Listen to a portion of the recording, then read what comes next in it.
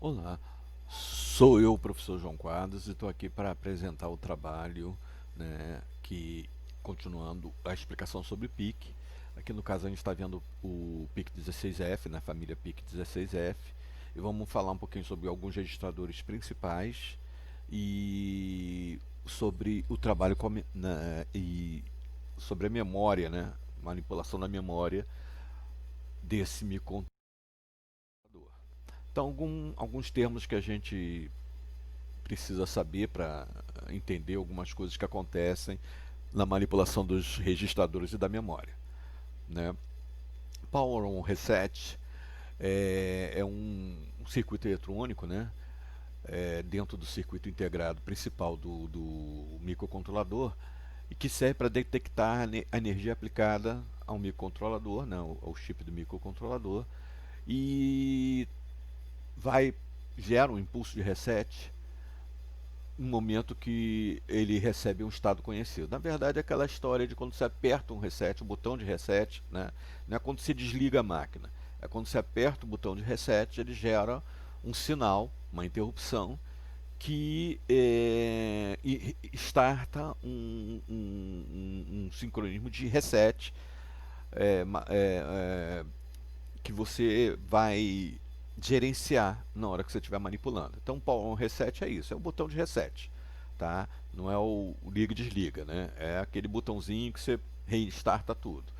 O Brown On Reset é um circuito que starta um reset quando ele verifica que a tensão de alimentação do microcontrolador está abaixo de uma tensão limite de trabalho, né? Geralmente 4,4, passou desse limite, quer dizer, abaixo desse limite, ele automaticamente gera um reset justamente para poder reequilibrar a tensão. Pré-escaler é um dispositivo usado para reduzir frequência por um fator pré-determinado, geralmente controlado por registradores. Nos microcontroladores, ele divide a frequência de oscilação. Dessa maneira, você sabe quantos ciclos de máquina serão necessários, né, para você controlar o timer.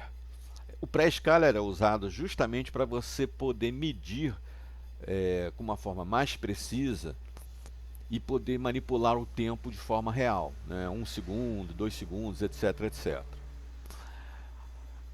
O Watchdog Timer é um outro tipo de software de reset, quer dizer, de sistema de reset, em que ele faz o seguinte: quando ele detecta que não, dentro de um tempo, né, você está rodando um programa e aquele programa entra em um loop ou não consegue acessar um determinado periférico por um defeito qualquer, o cão de guarda, né, fica verificando isso.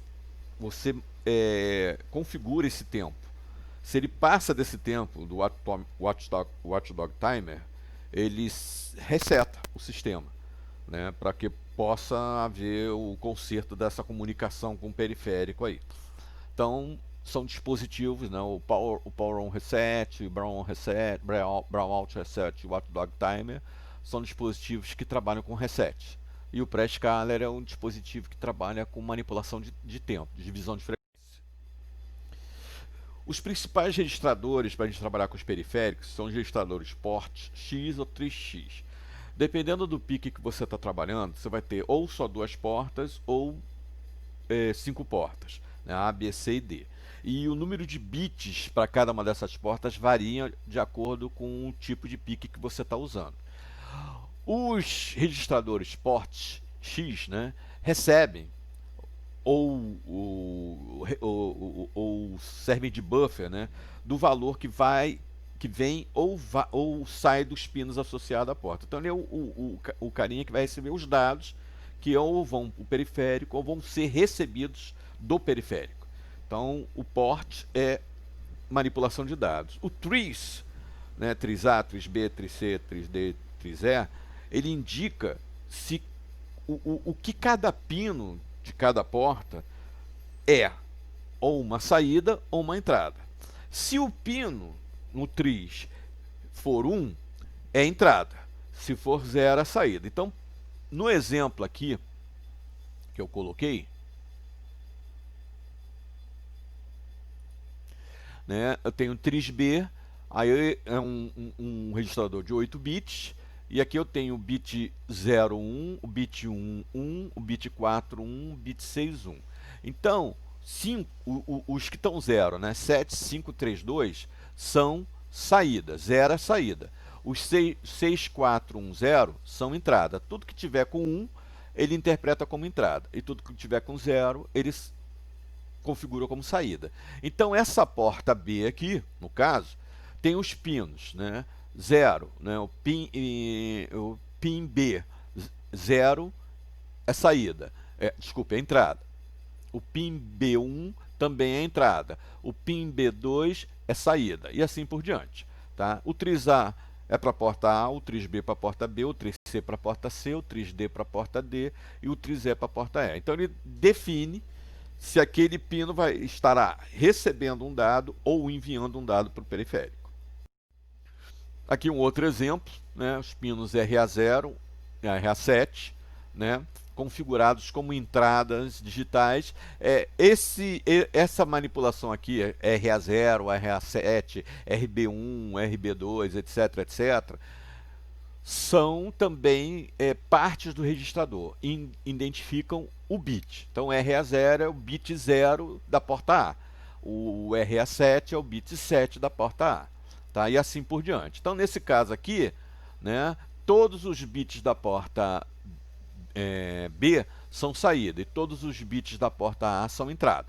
Aqui, nesse caso, eu só tenho a porta B continua como saída e a porta A só os bits RA0, né, RA4, RA6, né, RA2, RA4 e RA6 são entradas. Aqui o bit o tris A determina que a porta A são entradas digitais e somente o pino RB4 da porta B vai ser saída. Tá? Todos os outros vão ser entrada. Outro registrador importante é o de status. Ele é o registrador que contém o estado aritmético da ULA, né? E é alterado com reset e tem os bits para selecionar os bancos também e se você vai usar endereçamento indireto. Então, são 8 bits. Esse bit 7 aqui, o mais significativo, é o bit que identifica se você vai usar endereçamento indireto, a gente vai ver mais adiante. Tá? Se a gente estiver usando ligado, né, com 1, ele está usando por endereçamento indireto o banco 2 e o banco 3. Geralmente, nos PICs da família 16, da família F, acima 8xxx, já lidam com 4 bancos, que é o que tem no PIC 18. Então, o PIC que a gente está vendo aqui é o 877A, que é bem similar no tratamento a um PIC 18 mais antigo, tá certo? Tem 4 bancos, 4 páginas, né, para manipulação de dados. Então aqui, se a gente estiver no IRP 1, eu estou manipulando indiretamente os dados do banco 2 e 3. O 0, eu estou manipulando indiretamente os dados do banco 0 e 1. Tá?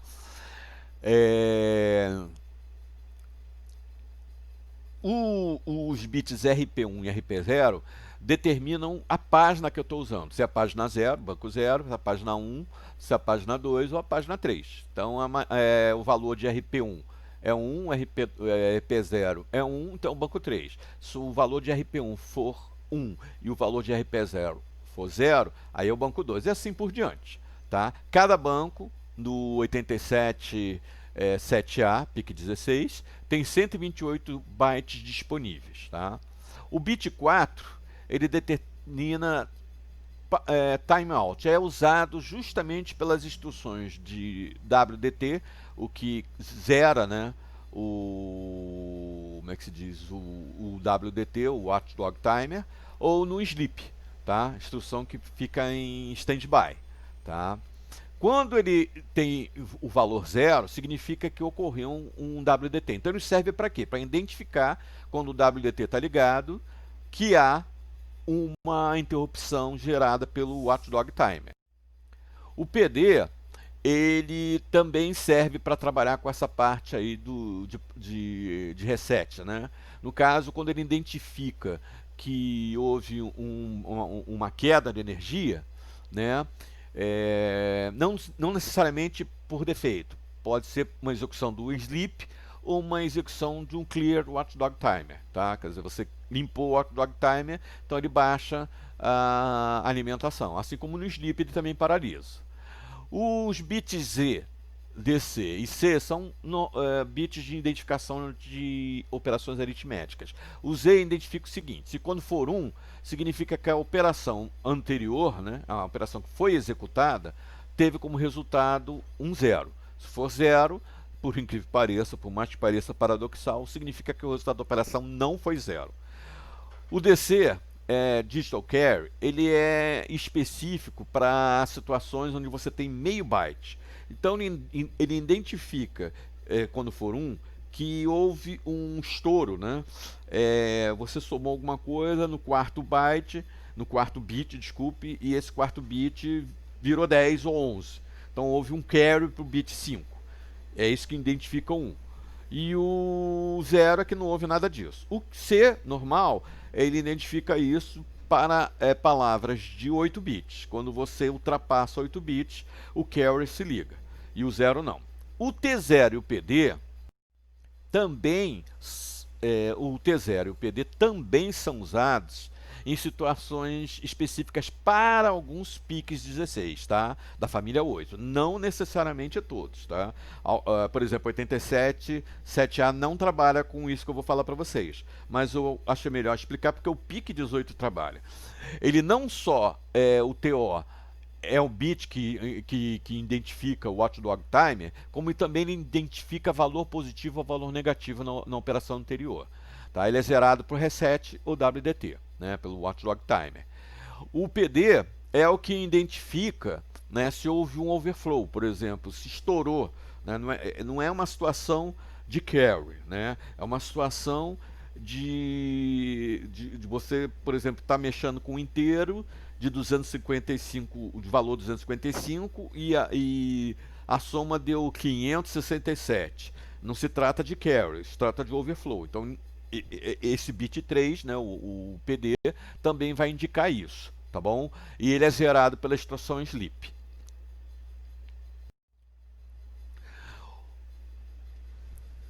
O PIC, né, também tem registradores de interrupção de timer, né?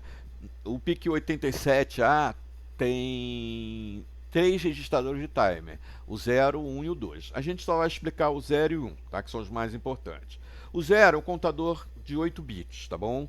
Ele pode ler e escrever e ele manipula junto com pré-escala. Então, você trabalha com timer junto com pré-escala para poder justamente manipular aquela ideia de tempo, né? Você vai dizer, olha, quantos ciclos você vai contar para contar um tempo, tá certo? Não necessariamente, não é 1 segundo ou 2 segundos, um tempo que vai ser associado ao clock. Então você vai primeiro definir o clock, se é 16 MHz, se é 10 MHz, se é 20 MHz, se é 40 MHz. A partir daí, você determina quantos clocks vão determinar um tempo que você vai contar.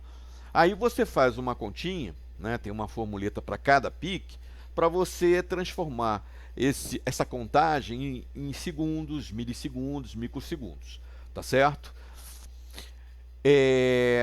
No caso, ele gera uma interrupção no overflow, por isso que é importante alguns PICs, aquele bit 3 do status, que é o quarto bit, né, manipular a situação de overflow, tá bom? Ele é ativado pelo registrador option, né? Você, quando tem um timer, o bit TOX, né, que é o bit 5 do option, fica zerado. Você pode ativar o modo counter, né, contador, se você ativa um bit TOX. E nesse valor, né, o registrador do timer vai incrementar toda vez que houver uma borda de subida, toda vez que o clock, né, jogar para cima. ou de descida de acordo com a manipulação de outros registradores. Ele manipula principalmente o periférico associado ao pino 4 da porta A, o pino toque 1 e o pino de comparador, que é muito importante, tá certo? Como eu falei para vocês, a partir da manipulação do pré-scaler, que são os bits 2, né, e o bit 3 desculpe, o bits 0, 1 e 2 do timer e 0, 1, 2, 3 do option, eles vão manipular justamente a ideia de pré-scaler, ou seja, quantos ciclos você vai contar para o timer ser ativado. Aqui são os registradores associados ao timer, que são manipulados pelo timer. O TMR0, né, o ITCON, que é de interrupção, o timer gera uma interrupção, então eu tenho que habilitar a interrupção para o timer ser habilitado, e o do option, que a gente viu que também vai manipular a situação, né? O TRISA é associado ao timer 0, mas é muito mais por causa do pino 4, né? Mas isso depende muito do tipo do pique, então não é uma situação obrigatória. O timer 1 é um temporizador de 16 bits, ou seja, enquanto o timer 0, né, ele conta de 0 até 255, né, dentro do pré-scaler que você definir, o TMR1 conta de 0 até 16.367. Desculpe, 567. Tá certo? A interrupção do timer 1 é também gerada pelo overflow. Toda vez que tem um overflow, né, que o tempo estoura, ele reiniciaria. Você faz alguma coisa com isso, né, com um contador de tempo. E ela pode ser desabilitada na interrupção do IPE no registrador ITCON, tá certo? E também no outro registrador de interrupção do TMR1IE, né? Esse é o registrador de configuração, né? Que é um registrador importante porque ele é utilizado para selecionar as configurações do seu dispositivo. Ele não é acessado diretamente, quer dizer, não existe um nome para ele. Ele precisa de algumas instruções para poder ser manipulado, tá bom? É mapeado na memória a partir do endereço aí que tá escrito, o endereço 2007H, então ele está fixo lá, então é assim que qualquer microcontrolador PIC identifica onde é que ele está. Não é acessível somente durante a programação, não pode ser acessado de outra forma, e tem 14 bits, é um registrador especial. Os bits 1 e 0, FOSC 1 e FOSC 0, determinam qual é a forma de oscilação de frequência, qual o gerador de sinal do cristal, né, do clock. Ou vai ser um LP, Lower Power Crystal, está identificado aqui, que pode ser de 32 até 200 Hz, um oscilador XT, né, um cristal ressonador, né, 200 kHz até 4 MHz, né, um oscilador HS, né, que pode ser de 4 até 20 MHz, e um oscilador RC, né, que é o oscilador mais comum, que é o resistor capacitor, tá? Ele está aqui, esses bits aqui vão manipular. Então, de acordo com o valor que você der para o FOSC 1 e FOSC 0, você vai determinar que tipo de oscilador você está usando para um microcontrolador. O bit 3, ele vai dizer se você vai usar o Watchdog Timer ou não. Tá? Então, tudo aquilo que a gente falou do status associado ao Watchdog Timer só existe se esse bit estiver habilitado. Se não, não vai acontecer o Watchdog Timer. Já o bit Power Up, né? Desculpe, que é o Watchdog Timer é o bit 2. É o bit 3, né? Que é o Power Up. Esse bit habilita a situação de Power Up Timer. Ou seja, você só a sua planta de controle, o seu microcontrolador só vai disparar os sinais, só vai iniciar o programa quando o circuito de alimentação estiver estabilizado. Se ele identificar que não está estabilizado e você ligou, né, tiver com o power up habilitado, ele não vai deixar funcionar. Se você tiver desabilitado, ele não vai verificar isso. Os bits 4 e 5 não são utilizados. Tá? Então, conforme eu falei, o bit 2 é esse bitzinho aí do Watchdog Timer, e o bit 3 é o bit do Power Up, né, que a gente já conversou. O bit 6, né, que é o Brown Room Reset Enable, né, ele identifica o circuito de brownout, tá certo? Quando ele está com 0, está desabilitado. Se tiver com 1, o brownout está habilitado. Ou seja, se você habilitar e a tensão estiver abaixo de um limite específico, 4,4, 4, né, um limite que você define, mas o default é 4 volts, né? Tiver abaixo de 4 volts, menos de 4 volts, ele não vai funcionar, tá bom? Ele vai gerar um reset para não deixar o controle seguir adiante. O bit 7, que é o ISP, é um bit de gravação, tá bom? Ele serve para manipular gravação. Quando você entra no processo de gravação, né, você precisa trabalhar com esse bit para controlar a tensão e não prejudicar a parte de gravação. Percebam que para esse caso aqui a gente está usando a porta B, né? É o pino RB3, que é o pino de programação, né? Que você vai usar para programar, para carregar o seu programa.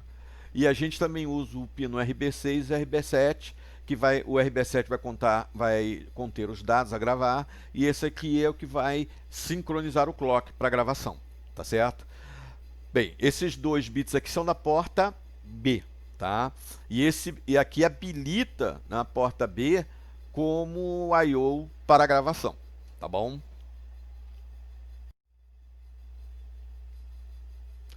O bit 8 é o que protege a memória de dados controlada pela EEPROM. A memória de dados controlada pela EEPROM são aqueles dados não voláteis que você quer que assim que seu programa comece, sejam carregados, sem que haja necessidade de você programar a área de dados da RAM para que eles estejam com valores. Tá? Se você colocar 0, a EEPROM fica protegida, não vai poder gravar nada, a não ser aquilo que foi gravado antes, em termos de gravação externa.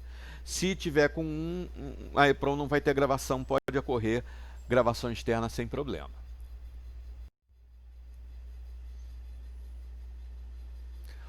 O bit 10 e 9, né, são para habilitar na escrita na memória de dados, né, desculpe, na memória de programa, né, e usa o registrador ECOM e ele indica áreas de memória, né, da memória flash, da memória de programa, que você vai usar para proteger. Tá? Vai impedir que seja reescrito. Então aí ele vai identificar, se for um 1, não tem proteção. Então toda a área pode ser escrita pelo esse registrador aqui. Se for um 0, a área protegida de memória de programa é desse endereço até esse endereço. Se for 01, a área protegida é desse endereço até desse endereço. E se for 00, toda a memória está protegida. Tá certo?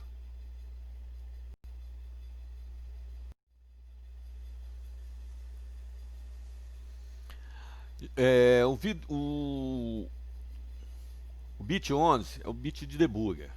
Né? O que ele identifica? Ele identifica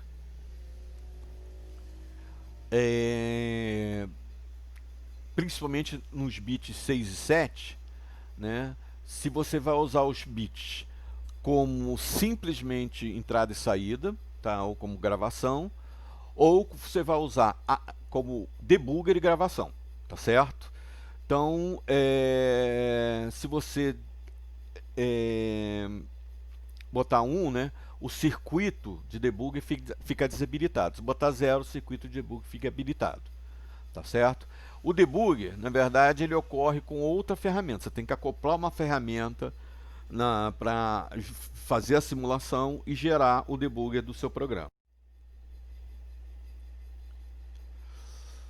O bit 12 não tem função e o bit 13 é o que habilita a proteção de código. Uma vez habilitada, a memória flash estará protegida contra cópia e não poderá ser lida. Isso é para o caso de que você quer fazer um programa em série e gravar isso nos piques, aí você usa essa configuração, né, para garantir que fique gravado e não possa ser copiado. Esse registrador, ele é acessado por essa diretiva aqui, // config. Né? Ela é definida pelos arquivos de include dos PICs que você vai rodar lá no MATLAB ou no Atmel, tanto faz. Esses arquivos também definem os valores para cada configuração. No próximo slide a gente vai ver isso, tá ok? Então, olha só. No caso daqueles bits 0 e 1, ó, é assim que você vai indicar. Quando você quer o oscilador LP, o XT, o HS ou o resistor capacitor. Aqui você vai indicar que o WDT está desabilitado, aqui você vai indicar que o WDT está habilitado. Assim como o Power On, né? O Power Out, a gravação, né?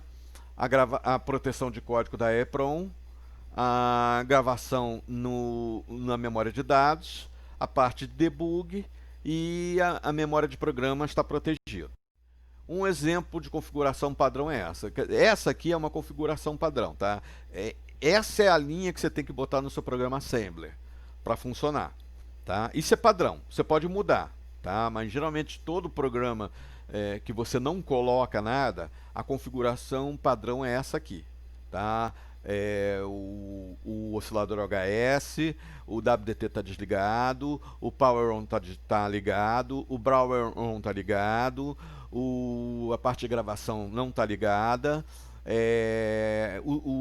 a parte de debugger não está ligada, a proteção, a memória de EEPROM está desligada e também a memória de programa, tá certo? Esse é o padrão, mas você pode mudar isso aí, tá bom? É a primeira linha que tem que ser executada no seu programa Assembly, para poder seu programa funcionar dentro daquilo que você deseja. O outro registrador é o PCON.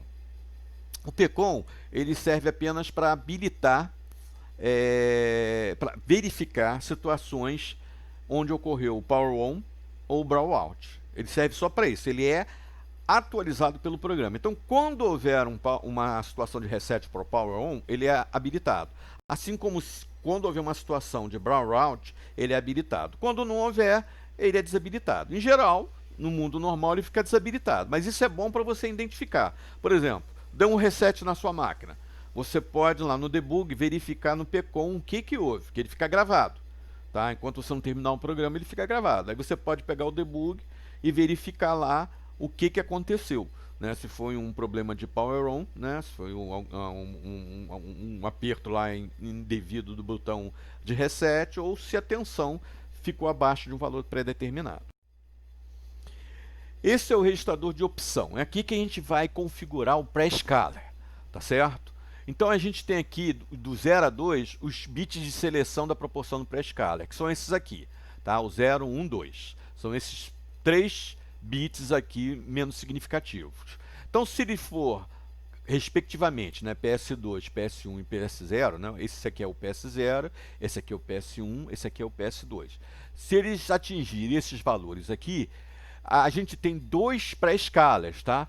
Um para rateio do WDT, para contagem do tempo do WDT, ou seja, quantos ciclos eu vou contar para eu acionar a interrupção de WDT. Então, se tiver 1, vai ser 128, né, ciclos para eu contar um tempo do WDT. E aqui, 256 ciclos para eu contar um tempo do time out, do timer 0. Você vê que ele manipula o timer 0, tá? Por isso que eu não falei do timer 2, porque o timer 0 é que está ligado muito ao pré-scaler, tá? O PSA vai identificar, que é esse carinha aqui, se o pré-scaler também vai ser atribuído ao WDT ou se é atribuído somente ao timer 0, tá bom? Então você vai escolher qual é o pré-scaler que você vai determinar para o tempo, ou o rateio do WDT ou o rateio do timer, da interrupção do timer 0, tá ok? O bit 7 mais significativo é o bit de habilitação do PUP da porta B, tá? As portas Bs são as únicas portas que trabalham com PUP. Então, se você colocar não tem, então elas estarão, o PUP dessas portas vão estar desabilitados. Se você colocar 0, vão estar habilitados, tá certo? Isso é importante para você identificar, né, um aperto de um botão, aquele negócio de apertar é desligar, né? Em que momento você vai contar a interrupção associada ao aperto do botão, né? No momento que você desliga ou no momento que você aperta. Então isso vai ser importante para isso. Mas isso só vale para a porta B, tá? Então é uma coisa interessante. Você vai colocar um botão, né, que usa o PUP, um resistor PUP, então você tem que conectar na porta B. Tá? O IntDag, ele manipula a porta de interrupção de subida do bino RB0. Tá? No slide anterior eu falei que a porta B é muito importante, por isso que ela é a única que tem cópia nos bancos, nas páginas, né, de memória de dados, por causa desses problemas. Então, se você tiver um periférico associado a RB0, né, esse bit aqui vai verificar uma interrupção na borda de subida ou na borda de descida, dependendo se estiver ligado ou desligado.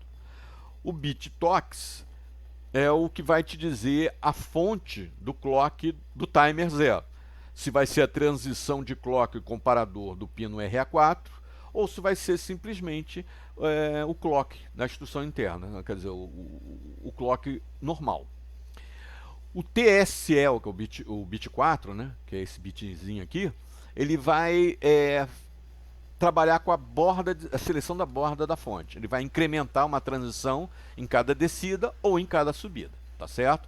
O bit TOX e o bit, na verdade, T0CS e o T0SA, né, mas que o pessoal chama de TOX, né, e TOSE, mas que na verdade é T0CS e T0SE, são os bits de manipulação da interrupção TMR0, né? Só tem sentido quando eu habilito essa interrupção. Se não tiver habilitada, não vai ter importância o valor que está associado a eles. E quem manipula a interrupção é o INTINCOM, tá bom? É esse registro aí. O bit RBE, né, ele sinaliza a interrupção para alteração da porta B. É esse aqui, o bit menos significativo.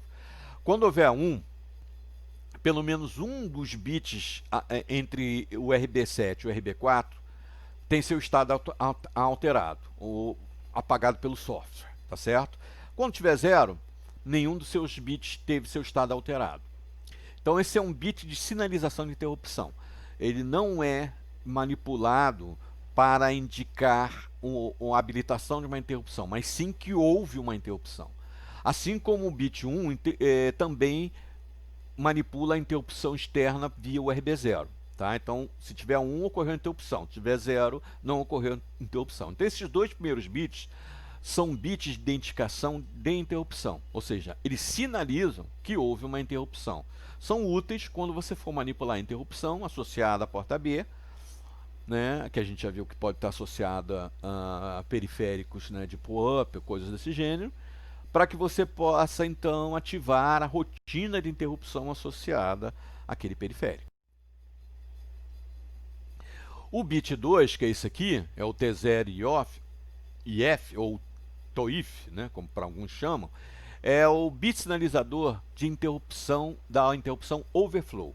Ou seja, ele sinaliza que houve uma contagem de tempo, ou seja, passou 255, volta a 0. Então esse bit é o que vai indicar isso.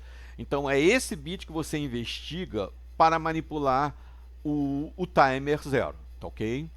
O RBE é o que habilita a interrupção no RB4 e RB7, nos periféricos que estejam associados a esses pinos. Então, esses bits aqui, né, esse bit aqui, está associado a esse aqui. Então, esse aqui só tem sentido se este estiver habilitado. Assim como esse aqui só tem sentido se esse estiver habilitado. Tá? Então, o int e, ele habilita o quê? Ele habilita a interrupção que eu manipulei aqui, né? E esse carinha aqui manipula, é o que permite a interrupção do timer 0, tá certo? Então, esses 3 bits aqui habilitam e esses 3 aqui identificam que houve a interrupção. Esse aqui é associado às portas RB4, esses dois aqui associados à porta aos pinos RB4, RB7, porta B. Esse aqui é associado à porta RB0 e esse aqui é o timer, tá bom? Mas esses aqui só tem sentido se esse carinha estiver habilitado, um mais significativo. Ele habilita as interrupções, tá certo? Se ele estiver desligado, não tem interrupção. Então, esses bits aqui ligados só tem sentido se esse estiver ligado, tá? Esse e, né? To e ele habilita a interrupção para escrever na EEPROM. Para escrever na EEPROM, gente, não é uma habilitação padrão, como, por exemplo, escrever na RAM.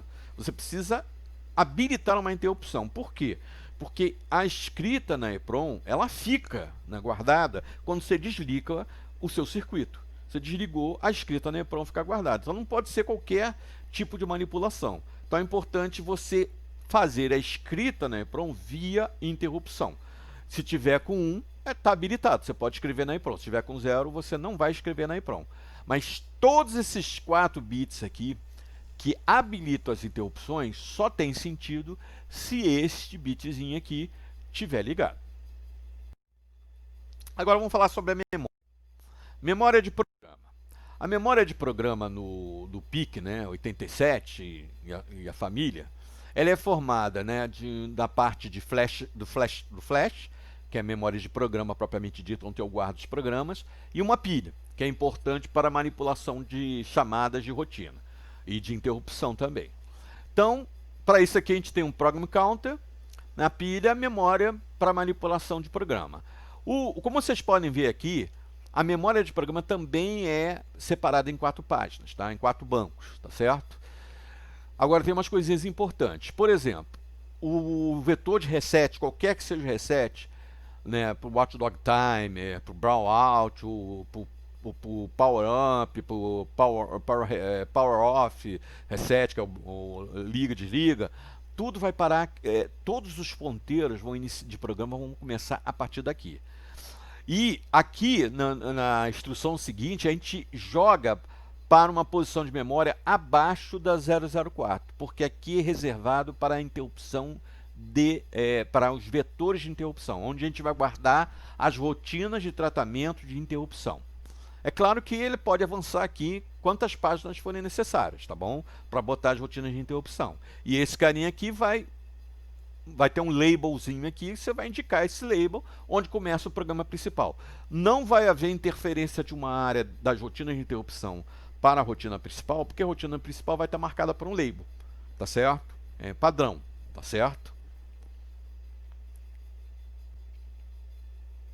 Então a gente tem aí, né, a memória de programa, Program Counter, né, a pilha e a memória flash, que é essa aí que está em vermelho.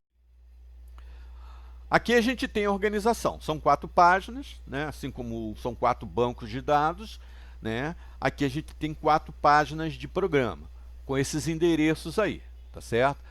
00 até 07 FF, 0800 até 0 FFF e assim por diante. Quando houver reset, ele aponta direto para cá. Se houver alguma interrupção, o vetor de interrupção começa a partir do endereço 004. Isso é padrão, tá certo?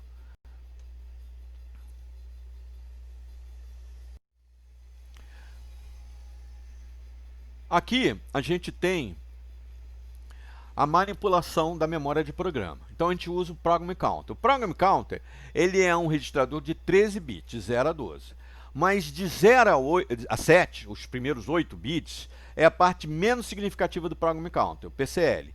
E esses 5 seguintes são usados de maneira diferente. 11 bits fazem o endereço da instrução dentro da página, né? Sendo que 8 são do PCL. Do PCH, que são esses 5 bits restantes, o azul mais clarinho aqui, mais forte, de 0, 1 e o 2, eles servem também para endereçamento relativo. Agora, já o 3 e o 4 identificam uma página. Se a gente vai usar a página 0, 1, 2 ou 3 da área de programa, tá certo? Então, a gente tem 4 páginas, né? 13 bits para endereçar, 8K de memória de programa. Cada uma das páginas com 2K. Então, cada uma das páginas tem 11 bits para endereçamento relativo e 2 bits para endereçamento de página. Então, você vai botar, se começar com 0, se o outro bit for 0, estou na página 0. Se começar com 0 e o outro bit for 1, eu estou na página 1. Se um começar com o outro bit for 0, estou na página 2. Se os dois bits estiverem ligados, eu estou na página 3. E aí eu uso os 11 bits, esse azulzinho aqui, mais os 8 aqui, para endereçamento relativo dentro da página de programa. Isso é para a página do programa. Para que serve isso? Para você construir labels, né? Se você não quiser usar nomes, você pode endereçar direto pelo onde aquela instrução está dentro da memória. O que dá um certo trabalho. Mas isso é muito para manipulação do Program Counter, tá? Em geral, a gente usa labels para atingir uma determinada instrução. Labels são nomezinhos que você bota 2 pontos, né, e que o programa vai interpretar com um ponto. Você vai botar assim, go to aquele label, ou jump para aquele label, e ele, em vez de botar um número, né, vai para 230H, né, ele vai, que nem é possível, né, na memória de programa, mas tipo assim, 1810, né? Eu quero que vá para essa posição. Em vez de você escrever isso, né, um endereço em hexadecimal, você escreve em labels, tá bom? Mas é bom e importante conhecer como o Program Counter trabalha, tá? Esses 5 bits aí são chamados PCLAT. Eles são um espelho de um bit de um registrador interno chamado PCH que você não acessa. Você acessa o PCH, o valor do PCH, através desse PCLAT aí. Tá? O PCH fica dentro da CPU. E os bits 4 e 3 são usados para especificar as páginas de programa que você está usando. Falar da pilha. Para que serve a pilha? No PIC16, a pilha serve como um organizador de chamadas de rotina. Então, quando você faz um call, né, um rcall, um jump call, qualquer coisa assim, ele precisa guardar um endereço de retorno. Então, para isso, ele usa a pilha. Então, ele pega aquele endereço de retorno e bota na pilha, tá? Vai empilhando, tá certo? Esse apontador de pilha não é acessível. O que faz ele ser ativado, ou seja, o desempilhar, são os comandos ret, return, tá? Os comandos assembly, que faz com que ele desempilhe e permita que você volte depois do call para a posição que você estava após o call. Então, o que é uma pilha? Pilha é aquela instrução do primeiro a entrar é o último a sair, tá certo? Então, você vai empilhando, o primeiro cara da pilha vai ser o último a ser desempilhado, né? Ele contém os endereços de retorno, a partir de um call, de um desvio, né? É implementado por hardware, totalmente controlado por hardware através das instruções de assembly. Pode ter 8, 16, 32 e 64 níveis, cada um com 13 bits, a gente viu que o Program Counter tem 13 bits, então ele precisa de 13 bits para poder saber onde está a próxima instrução depois que o retorno da chamada for executado. Pilha não é memória de programa nem de dados, tá bom? O apontador de pilha não pode ser manipulado. Como é que funciona? O PC é empurrado, pushed, na pilha quando houver um call, ou for executado um desvio por interrupção. E ele é retirado, popado, né, quando você tem uma instrução de return, hatchll ou hatchf, tá? O hatch em alguns PICs também, tá bom? Então funciona assim.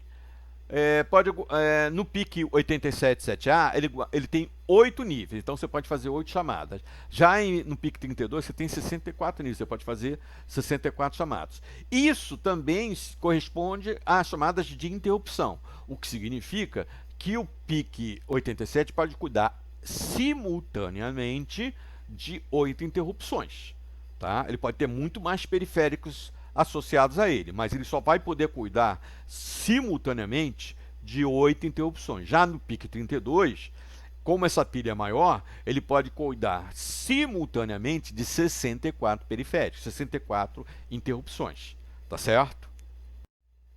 Então as operações é o push, né, empurra o endereço para a pilha. Quando é que acontece isso? Quando faço uma chamada. Fiz uma chamada, pum, botei o endereço aqui. Esse aqui é a posição do topo da pilha, tá bom? O topo da pilha, a gente desempilha. O que vai acontecendo? O endereço, o stack pointer, vai subindo, tá ok?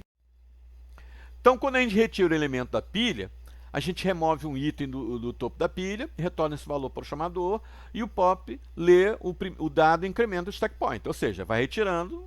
Quando eu vou empilhando, o stack pointer vai diminuindo. Quando eu vou empurrando, o stack pointer vai diminuindo. Quando eu vou retirando, o stack pointer vai subindo. Vamos falar então da memória EPROM. Memória EPROM é memória de dados, tá? E ela serve para quê? Para guardar dados não voláteis. Em geral, a gente pensa nesses dados não voláteis como dados que a gente quer que fique sempre com o mesmo valor. Então, a gente pode pensar em constantes que a gente usa no nosso programa. Tá? Para a gente não perder esse valor ou ser obrigado a perder tempo de alimentar um ciclo para poder jogar ou perder uma área de memória para botar uma constante, a gente usa o EEPROM para isso. A gente carrega, né, na hora que a gente estiver fazendo nosso programa. Não é que eu não possa usar constante no banco de dados comum, não. É que é um jeito melhor quando a gente usa sempre o mesmo valor, uma mesma característica, e a gente não quer perder ciclo de leitura para isso, nem espaço de dados para isso. Então, é um espaço de 256 bytes para você guardar dados não voláteis, dados fixos, dados que você quer que durante seu programa permaneçam sempre com o mesmo valor, já que a leitura é mais fácil do que a escrita. Então, os registradores são esses aqui, né? Então, esse aqui é o registrador que vai guardar o bloco de memória com a memória associada à memória de programa, né? Esses dois aqui fazem isso. Esse contém os dados que vão estar na EPROM, que vai ser lido ou escrito. Esse mantém o endereço de localização na EPROM. E esse registrador é o mais importante, porque é ele que controla o acesso à EPROM. Tá? O EECOM não é um registro físico, tá? Ele é simplesmente um espelho aqui do EECOM 1. Tá bom? Ele serve justamente para identificar situações de comparação de erro na memória EPROM. Tá? Então a gente vai se preocupar mais com esse carinha aqui. Tá? Quando a gente quiser escrever e ler, a gente vai usar esse cara. E quando a gente quiser saber o endereço, a gente vai usar esse cara aqui. E quando a gente quer saber em que página está sendo usado aquele dado, a gente vai usar esses dois carinhas aqui. Então esse registrador é EECOM, tá? Um importante. Então dos bits 7 a 5 não tem uso, tá bom? O bit 4, que é esse cara aqui, ele comanda a interrupção de operação de escrita na EPROM. Então ele está associado ao GIE, só funciona se o GIE estiver ligado, tá? No registrador de TCOM. Então aqui ele identifica, sinaliza, né, que a operação de escrita foi completada, quer dizer que você conseguiu escrever na EPROM, e aqui que você não escreveu, não foi completado, ou nem sequer foi iniciado. Ele é um sinalizador. Tá? Esse cara aqui sinaliza erro. Quando você termina uma escrita de forma errada, ou no meio de uma escrita ocorre uma reinicialização, né, por Brown, por PowerUp, por WDT, Então ele sinaliza esse erro. Se for 0, não tem problema nenhum. Esse carinha aqui já o que habilita a escrita, porque o que ele não quer é que você escreva, ou que escreva apenas uma vez, já que os dados não são voláteis. Então você escreve, geralmente no início do programa, porque você quer que aquele dado na EPROM seja lido quando for restartado o programa. Então esse aqui habilita a inscrição, esse aqui desabilita. Esse aqui inicia o ciclo de leitura, de escrita, e esse aqui inicia o ciclo de leitura, tá certo? Quando esse cara está 1, a escrita iniciou e o 0 significa que a escrita terminou. Quando esse cara está 1, significa que o ciclo de leitura começou, e o 0 não teve leitura, não há necessidade de leitura. A memória SRAM de dados, no PIC 87, tem 368 bytes, dividido em 4 bancos de 128. Né? Em PICs mais antigos são apenas 2, mas a partir do PIC da família o F8, já são 4 bancos, e isso permanece nos demais PICs, né? O 18 e o 32. Contém os registradores gerais e os registradores de função especial. Os GPRs, né, são um armazenamento de dados de operação, área de acesso rápido para dados temporários, são voláteis. Né? Quando você dá um power reset, quando você aperta o botão, eles não são inicializados. Tá? Então, os dados voláteis, eles ficam ali na memória quando você dá um reset. Só apagam quando você desliga a energia. Tá certo? Os FCR são aqueles que controlam o dispositivo, né? Periféricos, core, e alguns deles são afetados pelos resets, outros não. Para a gente reduzir o overhead no contexto de chaveamento, né? São como se fossem cópias. E os outros aí, essas áreas em pontilhado, são os registradores de propósito geral. Alguns específicos, né, são espelhados nos outros bancos justamente para poder garantir que, por exemplo, se você estiver no banco 3, você sempre vai ter acesso ao status. Se você estiver no banco 2, você vai ter acesso ao Program Counter. Esses registradores não podem sumir, tem que estar sempre acessíveis, tá certo? Então, por isso eles são repetidos, são espelhados em todos os bancos. O endereçamento é feito através do registrador de status, através do bit RP, que aponta para registrador indireto, que a gente vai ver, e o RP0 e o RP1, que são bits que vão identificar os bancos, né? As páginas de dados da SRAM. Tá? Então, se for R00, é o banco 0, página 0. 01, página 1. 10, página 2. 11, página 3. Cada uma dessas páginas contém, né, registradores gerais, né, status, PC, ou registradores específicos para aquela página. Então, o endereçamento direto é bem simples. Você identifica a página e, né, o endereço relativo dentro de cada página. Cada página tem 128 bytes. Então, o endereço é de 0 a 0 a 7H. Então, você bota aqui 10, né? Então, está na página 2. E eu boto aqui 7FF. Então, eu vou para essa posição na página 2. Se eu botar 01, 7FF, eu estou nessa posição. Se eu botar 11, 7F, eu estou nessa posição aqui. Entenderam? Então, o endereçamento é por banco e relativo dentro do banco. Dentro do banco, os endereços são de 0 a 7F, desculpe, em hexadecimal. Agora, o endereçamento indireto. A gente tem 2 registradores. O FSR, que é o endereço para a gente indica onde está o endereço que para onde eu vou mandar o dado.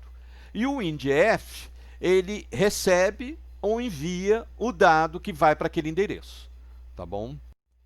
Então, o que é o FSR? Primeiro, para ele funcionar, ele precisa do IRP junto com o bit 7. Aí ele vai identificar em qual página ele vai atuar.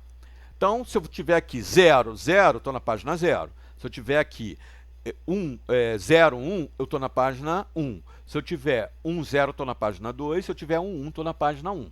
E aqui eu digo onde, né, dentro de cada página, vai ser a posição, né, que eu estou manipulando. E dentro dessa posição tem um dado. E o que eu quero é o dado dessa posição. Tá? Então aqui ele é um apontador para uma posição de memória. E nessa posição de memória eu leio um dado. Tá certo? Então é uma maneira indireta de acessar os dados. Tá certo? Isso é importante, principalmente quando a gente está manipulando a EEPROM, né? Porque a EEPROM, a gente já viu que ela é um conjunto de dados à parte. Então o FSR é muito usado, né, na hora que a gente for manipular EEPROM, para a gente não interferir no trabalho do banco de dados normal. Então a gente usa muito a EEPROM com aqueles registradores que eu mostrei para vocês, né? O EECOM, o EDATA, o EADRESS, etc, etc. Então o FSR contém um endereço e o INDF contém o dado. Então isso aqui é como é que eu manipulo. Então aqui, ó, eu pego, boto 04 na posição, eu estou dizendo assim, o FSR está na posição 04, H. E o INDF está na posição 00. O INDF é um registrador fantasma, tá? Ele só existe quando eu estou programando. Ele não tem uma posição fixa, por isso que ele começa na 00. Então o que eu vou fazer? Eu vou carregar aqui no W, né, o valor 20H. O que esse valor é aqui? Isso aqui é um endereçamento imediato, tá? O endereçamento imediato só funciona com o registrador work, tá bom? Não funciona com outro registrador. Para eu trabalhar com outro, botar um valor imediato num registrador qualquer, eu tenho que usar o work. Então, operações com qualquer outro registrador que não seja o work são registrador a registrador. Só o work recebe valores imediatos. Então, eu estou botando o valor 20, né, 20 hexadecimal, no registrador work. Aí o registrador work, tá, vai jogar para o FSR esse valor 20. Então tá aqui, ó. É o que está indicado aqui no 1. E o que identifica isso? Significa que eu vou selecionar o registro que está na posição 20. Tá bom? É isso que eu estou fazendo. Eu não sei qual é. Aqui é um endereçamento indireto. Eu não estou endereçando pelo nome do registro, mas pela posição dele na memória. E essa é a maneira correta de fazer isso. Tá? Eu carrego a posição de memória, boto no FSR, e aí eu boto esse carinha aqui, 0H. O que ele faz? Ele automaticamente carrega AA, né? H não, desculpe. AA no INDF. O INDF é um registrador fantasma, ele não tem um endereço, tá bom?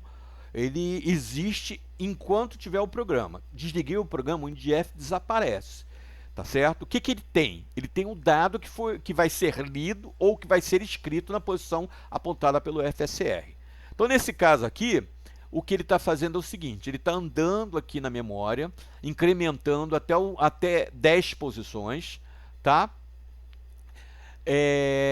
Para quê? Para eu botar A nessas posições aqui, de 20 até 20F, até a posição 30, 10 posições, tá certo? Então, eu estou colocando, eu estou fazendo isso, né? Vou fazer esse loop, né?